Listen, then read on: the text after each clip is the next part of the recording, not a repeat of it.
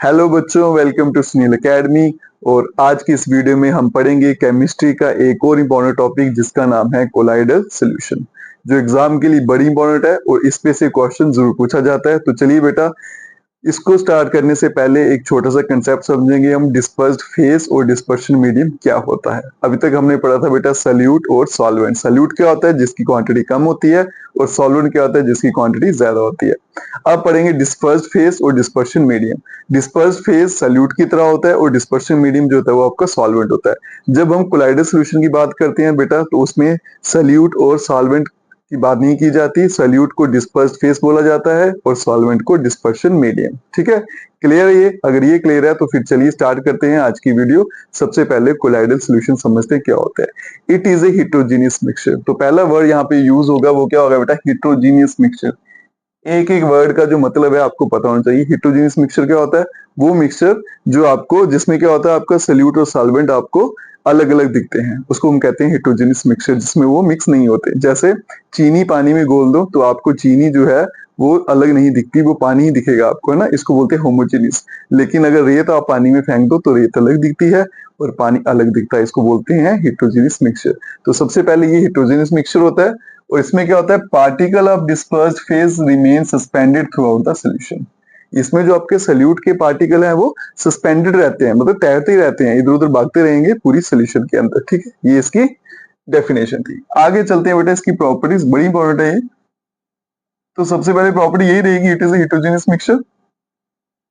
दूसरी पार्टिकल क्या प्रॉपर्टी क्या है कि पार्टिकल जो होते हैं कोलाइडल सोल्यूशन के can't be seen with necked आई। आप उनको आंखों से नहीं देख सकते हो। ठीक है, तीसरी प्रॉपर्टी पे चलते हैं बेटा। Particle are being big enough to scatter a beam of light passing through it and make its path visible. ये सबसे इंपॉर्टेंट प्रॉपर्टी है, याद रखिएगा। कहते हैं जो कोलाइडल सॉल्यूशन होता है उसके पार्टिकल आंखों से नहीं दिखते, लेकिन उनका साइज इतना बड़ा होता है कि अगर वहां से क्या करे, एक रे ऑफ लाइट पास की जाए तो आपको वो रास्ता पूरे का पूरा दिखेगा। इसको हम कहते हैं स्कैटरिंग ऑफ लाइट। तो जो कोलाइडल पार्टिकल होते हैं वो लाइट को स्कैटर करते हैं। ठीक है, तो इसी को बोला जाता है टिंडल इफेक्ट। इस इफेक्ट का जो नाम है दैट इज टिंडल इफेक्ट। ये साइंटिस्ट के नाम पे बनाया गया था।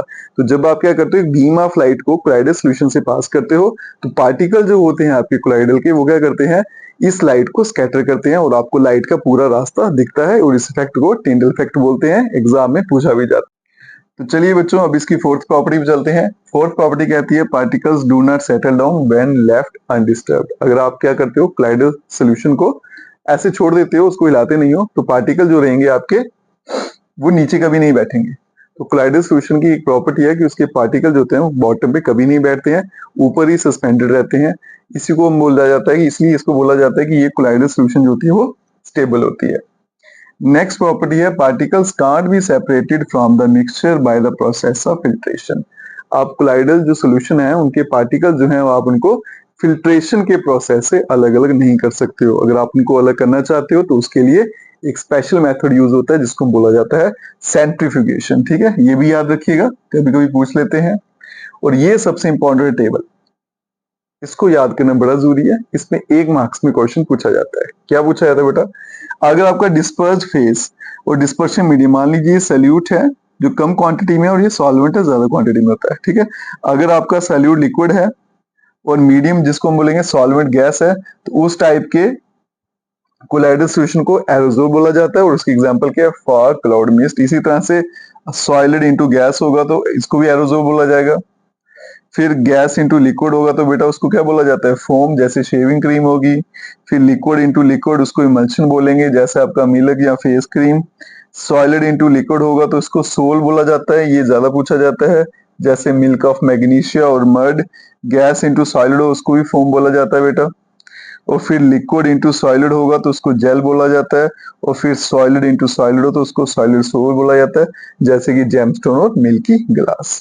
तो ये टेबल जो है अच्छे से याद कर लीजिएगा, इसमें 1 मार्क्स का क्वेश्चन बनता है।